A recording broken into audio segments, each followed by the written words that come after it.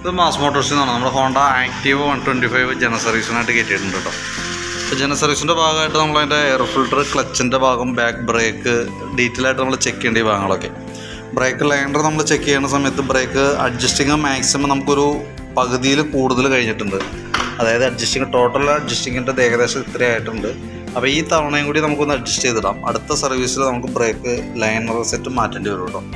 പിന്നെ ക്ലച്ചിനകത്ത് നമ്മൾ ചെക്ക് ചെയ്യുന്ന സമയത്ത് വേറെ ഓയിൽ ലീക്കോ കാര്യങ്ങളൊന്നും ക്ലച്ചിനകത്ത് നിലവിലില്ല. ഒന്ന് അഴിച്ച് ക്ലീൻ ചെയ്താൽ പൊടിയൊക്കെ ഒന്ന് കളഞ്ഞ് റീസെറ്റ് ചെയ്താൽ മതി. അതേപോലെ തന്നെ കിക്കർ വീലൊക്കെ ഒന്ന് അഴിച്ച് ഗ്രീസ് ചെയ്ത് കയറ്റാം. റോളർ വെയിറ്റ് ഒക്കെ ഒന്നും വേറെ പറയത്തൊക്കെ വേറെ കംപ്ലൈൻറ്റ് ഒന്നുമില്ല. നോർമൽ സാധാരണ രീതിയിലുള്ള തേമാനങ്ങളുള്ളൂ. CVT ക്ലച്ച് ആയാലും വർക്കിംഗ് ഒക്കെ ഓക്കെയാണ്, വേറെ പ്രശ്നങ്ങളൊന്നുമില്ല.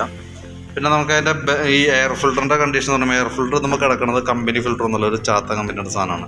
എന്ന് വെച്ചാൽ തന്നെയല്ല അത് ആ പേപ്പറൊക്കെ അത്യാവശ്യം നല്ല രീതിയിൽ തന്നെ ഇതുണ്ട്, നല്ല രീതിയിൽ തന്നെ പൊടി കയറി മൊത്തം ബ്ലോക്ക് ആയേക്കണം. അപ്പോൾ തൽക്കാലം എന്തായാലും എയർ ഫിൽറ്റർ എമർജൻസി ആയിട്ട് നമുക്ക് മാറ്റിയിടേണ്ടതായിട്ടുണ്ട്.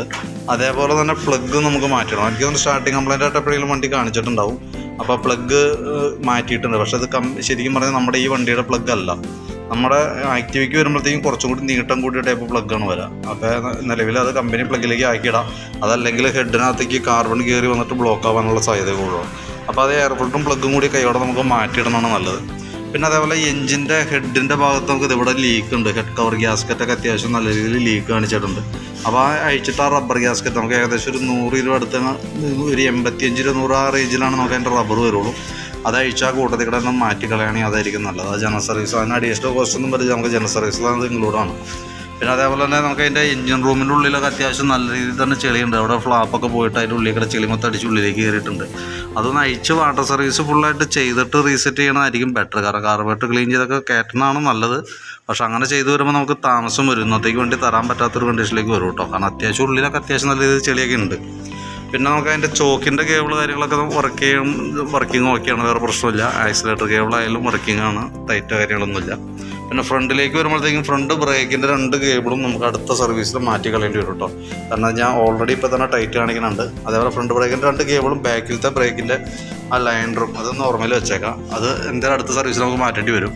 നമുക്ക് ബാറ്ററി നമ്മളൊന്ന് ടെസ്റ്റ് ചെയ്ത് പോകുന്നുണ്ട്. ഇതും ഇരിക്കുന്ന ബാറ്ററി ആമറോണിൻ്റെ ബാറ്ററിയാണ്. 12 വോൾട്ട് 4 ആംപിയറുള്ള ബാറ്ററിയാണ്. 2023 അതിൻ്റെ മേക്ക് കാണിച്ചത്. എന്തായാലും വാറണ്ടി പീരീഡിലുള്ള ബാറ്ററിയാണ്. അപ്പോൾ നമ്മൾ ബാറ്ററി ടെസ്റ്റും കൂടി നടത്തി വിടുന്നുണ്ട് കേട്ടോ. ബാറ്ററി ചെക്ക് ചെയ്യുന്ന സമയത്ത് 12.68 വോൾട്ട് കാണിക്കുന്നുണ്ട്. നമ്മൾ ബാറ്ററി ടെസ്റ്റ് മോഡിലേക്ക് വിടുന്നുണ്ട്. ബാറ്ററി ടെസ്റ്റ് മോഡിലേക്ക് വിടുന്ന സമയത്ത് ഓൾറെഡി ഇതിനകത്ത് കാണിക്കുന്നത് ബാറ്ററി ഡാമേജ് ആയിട്ടാണ് കാണിക്കുക. പക്ഷേ സെൽഫ് കാര്യങ്ങളൊക്കെ ഓൾറെഡി ഇപ്പോൾ വർക്കിംഗ് ആണ്. പക്ഷേ സെൽഫ് സംബന്ധമായിട്ട് എന്തെങ്കിലും ഒരു കംപ്ലയിൻറ്റ് കാണിച്ചാൽ എത്രയും പെട്ടെന്ന് വാറണ്ടി പീരീഡ് ഉള്ള ബാറ്ററിയാണ് ബാറ്ററി മേടിക്കുന്നതായിരിക്കും ബെറ്റർ. കാരണം എന്ന് വെച്ച് കഴിഞ്ഞാൽ ഇപ്പോൾ നമ്മൾ ചെക്ക് ചെയ്യുന്ന സാധാരണ കാണിച്ചാലും കൂടിയാന്ന് കഴിഞ്ഞാൽ 1-2 മാസത്തിനുള്ളിലൊക്കെ കംപ്ലയിൻറ്റ്സ് കാണിക്കാറുണ്ട്. ഇനി ഒരു പക്ഷേ അങ്ങനെ കാണിക്കുകയാണെന്നുണ്ടെങ്കിൽ കൈയോടെ വാറണ്ടിയിൽ മാറ്റി എടുക്കണം കേട്ടോ. അത് മറക്കരുത്. കാരണം എന്തായാലും വാറണ്ടി പീരീഡിലുള്ള ബാറ്ററിയാണ്. പിന്നെ പ്ലഗിൻ്റെ പറഞ്ഞിരുന്നല്ലോ, ഇതല്ല ശരിക്കും പ്ലഗ്, എന്നിട്ട് കൂടിയ ടൈപ്പ് പ്ലഗ് ആണല്ല. ഇത് എവിടെ മാറ്റിയിട്ടപ്പോൾ ഈ ബൈക്കിൻ്റെ ടൈപ്പ്, ഇത് ശരിക്കും ബൈക്കിന് വന്ന മോഡൽ, പഴയ മോഡൽ ബൈക്കുകൾക്ക് വന്ന പ്ലഗാണ്.